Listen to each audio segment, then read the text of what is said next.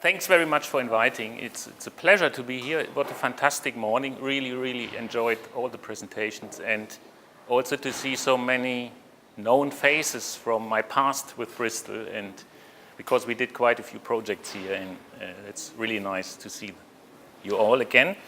I mean, Rachel has said quite a lot about OSA. What I just wanted to add is this is the network. It is a network. It is a loose kind of formation which comes together for projects which we are usually very much interested in. We use as a research platform, and that's really quite nice in terms of the link to the whole topic today. It is not a company. We are not sustaining our life with those projects, so it is purely to test, to research into spatial strategies, and then what we find out with that, we take that into the other practice which I have with Bernd Schrumpler, where we create other works like also urban design, buildings, etc. But it will always be fed by the research we can do with the very pure and conceptual projects we are allowed, or which we just do on our own account, because a lot of the projects are also self-funded. This is actually the project in Bristol. I always show this because it's quite nice. It's about investigation, imagination. We just popped up with a little submarine in different places in Bristol because we didn't know the city, and that's always a difficulty for us because our work is site-specific, very much so. We really try to create a narrative that is absolutely based on what we find, what we see in the surrounding, but also in the history, the stories, and in the hidden parts of a site or a space. So we popped up with the submarine, and it sums in a way up our kind of the curiosity then when we don't know a space, and we just provided this window into a different world where actually artists were displaying videos for Spike Island. So it's sometimes very minimal installations, even performances we undertake, London Roof, or guerrilla action. Things we are interested. We did this illegal makeover of a signal box in Shoreditch quite some time ago, but we're also part of a bit of larger regeneration strategies like for the Liverpool Biennale. But for today's topic, I wanted to show a few projects that deal directly or indirectly with this theme of how politics are connected somehow with the design research process, and in very different ways. I mean, there's obviously direct politics, like with local government or parties, which are very influencing the process, but also things we don't know in the beginning. There is often projects you discover during the process of a quite straightforward design process that actually becomes political. So there is a variation between very small scale again and also a bit of larger structures, which I want to explore under the topic of how the process is driven by certain forces. The first project is a project we did for a community in Werneth, it's a part of Oldham, outside Manchester. And it was in a time when I think the crash just happened, the bank disaster. So these streets you see up north a lot, boarded up houses with these perforated metal sheets. And we were asked by a local housing association stroke Oldham City Council to come up with a performance event that deals with these kind of streets. As an example, how to regenerate, potentially even go back into those houses and rejuvenate and reuse them. So we had quite a bold strategy to create a series of events in that summer to revitalize that street. The background for all these board-up houses is that the local government has decided to renew all these housing estates or areas with new proposals, but because of the money shortage, obviously then scrapped it, but people were already relocated, so the houses were there. On this particular street was only one person left in house, I think number 3, All the others were empty. So there was a lot of ambition to create this really kind of colorful, playful event. Also, one has to see that the community is very rich in terms of diversity, but also they're actually quite outgoing in the sense of really mingling, doing events together. So the social aspect was quite crucial. But literally 4 weeks before the opening, we already lined up all the manufacturers, timber companies, etc. The local government said, we're no longer doing this. We don't want to draw any attention to our mistake, so to speak. And we can't do it. So we sat down with Shona from that city arts department and said, well, what can we do? Can we rescue the project somehow? And we said, yes, we are proactive. We find a solution. And for us, what stuck in the mind is this image about these perforated metal sheets. So we said, let's turn this stigmatized material and image it creates into something positive. And we called it Werner's attraction, coming, of course, from the magnetic force as well as getting attracted again to the whole area, and created these customized magnets, 11,450, which is the exact number of the population of that particular part of town. So each of the population, each person could then take a magnet after the event home and use it. So basically we saw the perforated metal sheets as a message board for the community too.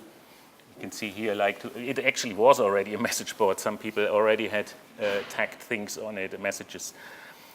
So we then said, okay, what do we do as an event? We went to the local school, which had like a curtain walling entrance, and we created for a big cultural event, which was staged within the school, this art piece made out of these 11,450 magnets, called it Werner's attraction, and that's how it looked.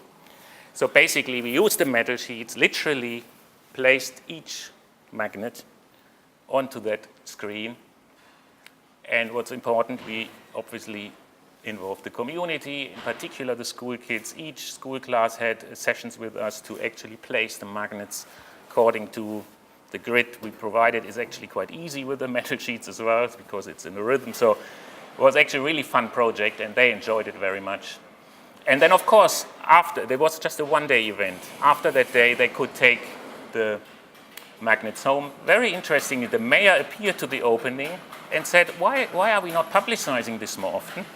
The same person who actually scrapped the original event. So this is quite interesting how things sometimes come around. And, but yeah, quite a small project, but really powerful in its own right in the sense of how you turn around quite a negative spiral of stigmatization and also people really demoralized.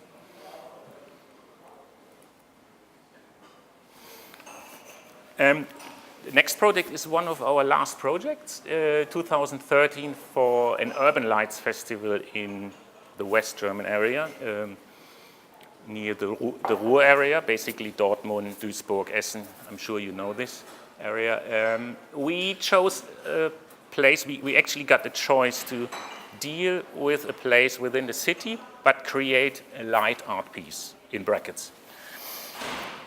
So we were very intrigued by this tower, which was empty since 12 years and doomed to be demolished. We knew it would be demolished. There were plans already for a shopping mall to replace it, which was a stupid idea at first because people are leaving the city, so that wouldn't work. But anyway, they decided to do this. We had, of course, also ideas how to maybe utilize the tower, but what we really were interested in to unpack the history and not only the architecture and the structural implications that that piece of architecture had, but also the people's involvement with it and the inhabitants and also people who worked with the community at the time when it was built. When it was actually groundbreaking structure, they queued up to get into the flat. And now it seemed to be this eyesore where people say it needs to be demolished. So that kind of life cycle we portrayed with that piece. Here you see it from another angle. And what we decided is we wanted to create a canvas for an installation that not only uncovers the architectural structure with a light piece, with a laser installation, but also that the structure itself became a radio station. As soon as you approached, I think 5 kilometers around that tower, there was a station which we installed, placed in the tower at the top, where you could hear all the stories of the inhabitants we interviewed over the course of half a year. The bold move we said we would do is we paint the tower black. We wanted to somehow eliminate it, specifically by night, to create a canvas for this laser installation, but also to somehow even exaggerate the kind of what people thought it is just a structure in the middle of the city with no use. So we painted it black. You can see here almost half of it. And then that became the backdrop. Here you see parts of the installation. I will show a film which really portrays the whole project in a very much more informative way. What was really interesting is when the opening, there were 3,000 people, and they all were amazed about the stories of the tower, and they were not all positive. We covered every aspect, negative, positive, and they got to know that piece of architecture they knew in a way for so many years in a totally different way. Another thing is it was an anamorphosis. You can see here from the side the structure wouldn't actually reveal itself as making sense. So it was from one particular point viewed and projected.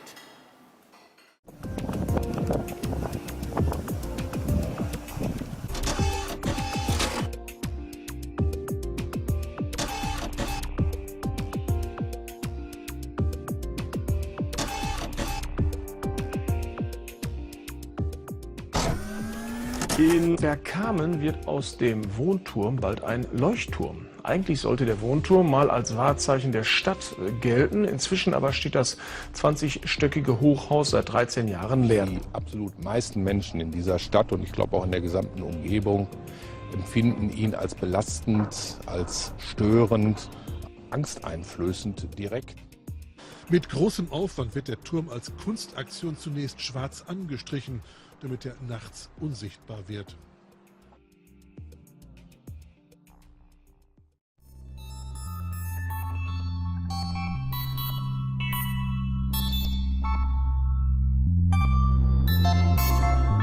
Ich meine, wir haben 76 da eingezogen.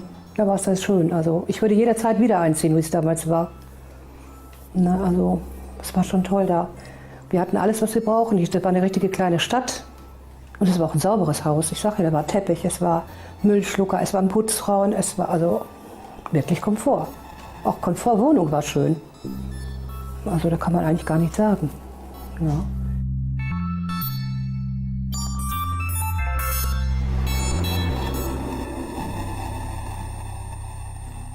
Bergkamener alten Genres sagten damals in den 60ern, als man anfing mit der Bauerei vorher angeblich den alten Friedhof exhumiert hat, von noch vorhandenen Leichen. Richtig. Ja. Die wurden alles umgewechselt. Wer auf diesen Grund und Boden baut, der hat von vornherein den Fluch des Teufels im Nacken.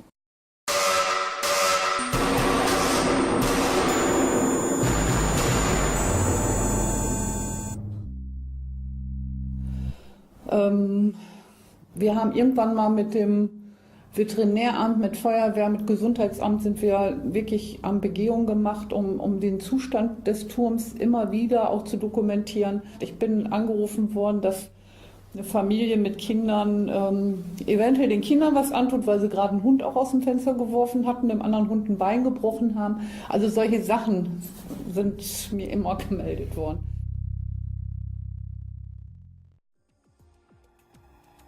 Dadurch, dass der Turm schwarz ist und somit bei Nacht total verschwindet, war es dann der Ansatz mit der Laserprojektion, das Innere des Turmes preiszugeben, also die Struktur, die architektonische Aufteilung und gleichzeitig aber eben Geschichten und die Geschichte des Turmes über ein Hörstück zu erzählen.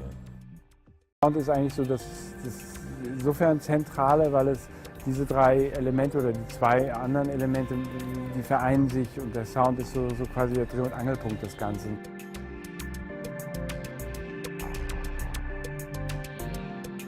Ja, die Beseelung eines toten Gegenstandes kommt vielleicht dadurch zustande, dass die Laserprojektion ja eine Anamorphose ist. Also das heißt, von dem richtigen Standort aus ist es so, dass wir das Gefühl haben, wir schauen in das Gebäude rein. Also das ist auch ein guter Grund dafür, ihn einfach schwarz zu haben, weil er dann völlig in den Hintergrund tritt. Man hat eher das Gefühl, es steht dort ein dreidimensionales Modell des Gebäudes. Wenn ich hinter die Kulissen, hinter die Mauern eines Gebäudes blicke, ist das immer eine besondere Situation. Das ist so ins Herz blicken oder in die Seele blicken. Und insofern ist das vielleicht etwas, was dem Turm auch zum Abschied dem einen oder anderen noch mal etwas näher bringen kann.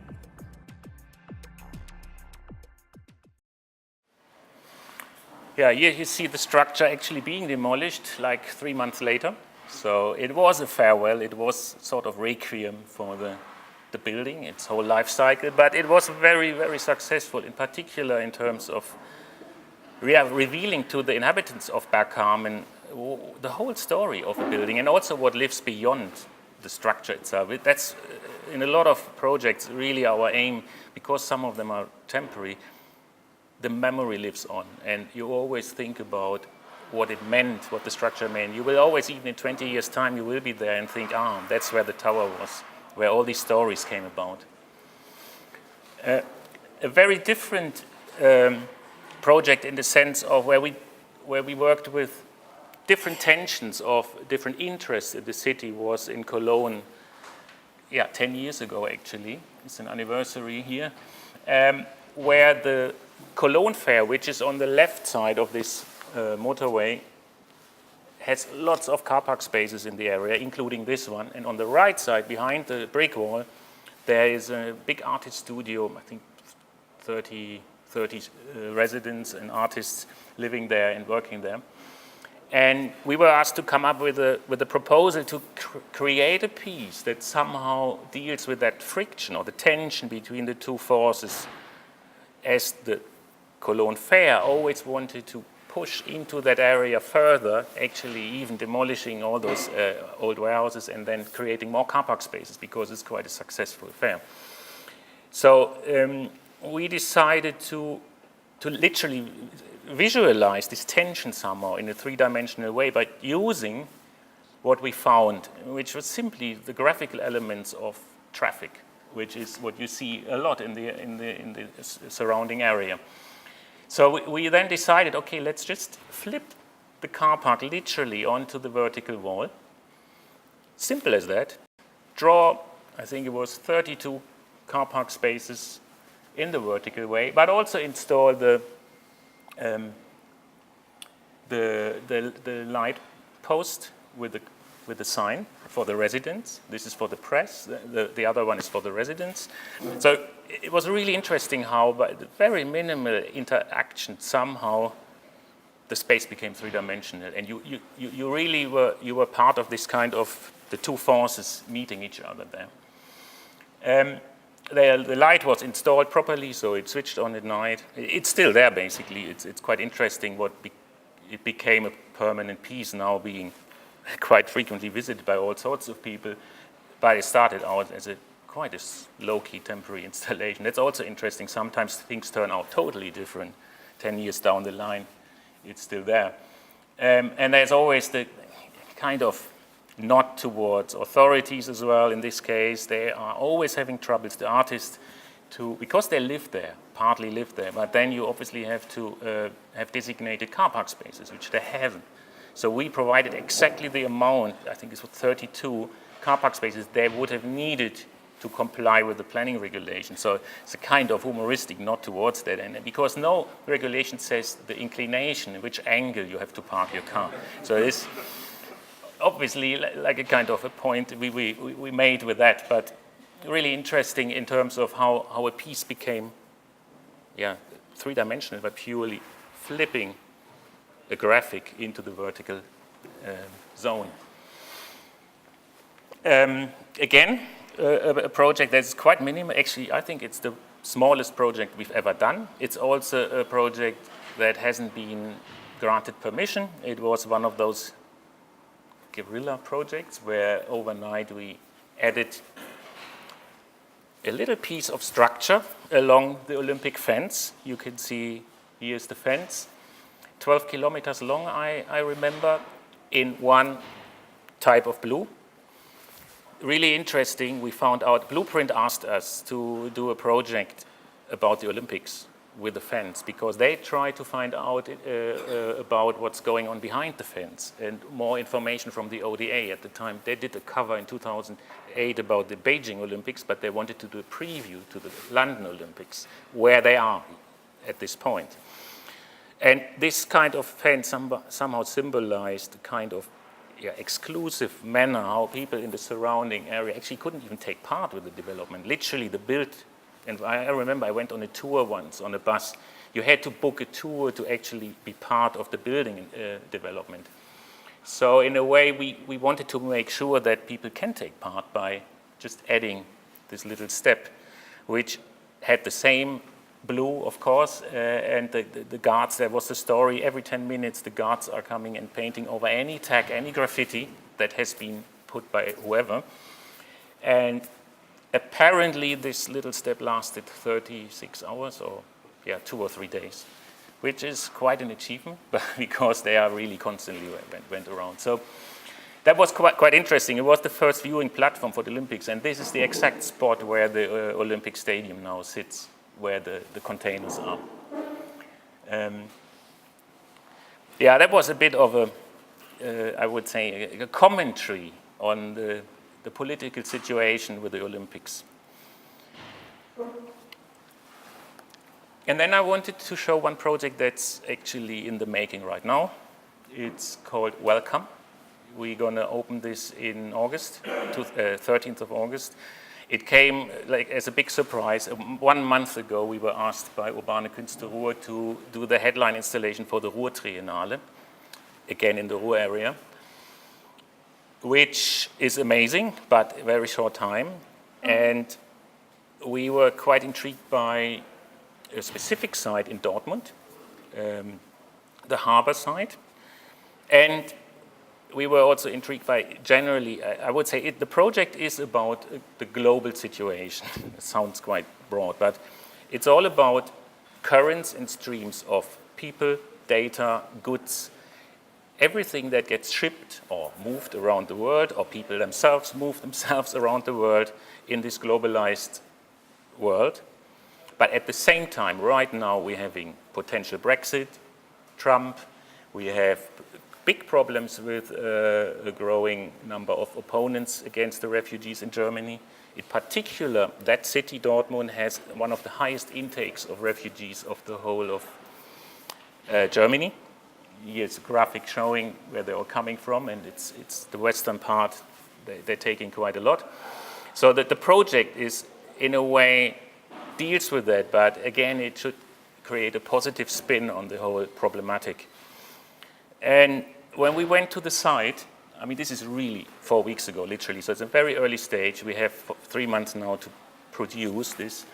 But we were very intrigued by the notion of what the harbor became as well. The harbor at the moment is basically a place where goods are just distributed. So in the same way, like I talked about everything is somehow shipped around or moves around, the goods as well. And in particular, one company we saw that is not producing steel anymore, that's just distributing steel in that harbor. So from ship to the lorry or to the train, so all these transportation vehicles are actually present there. This ship, just 500 meters down, is actually where refugees are housing at the moment. I think it's like 55 or so. They are interim housing. So it actually happens within that harbor area.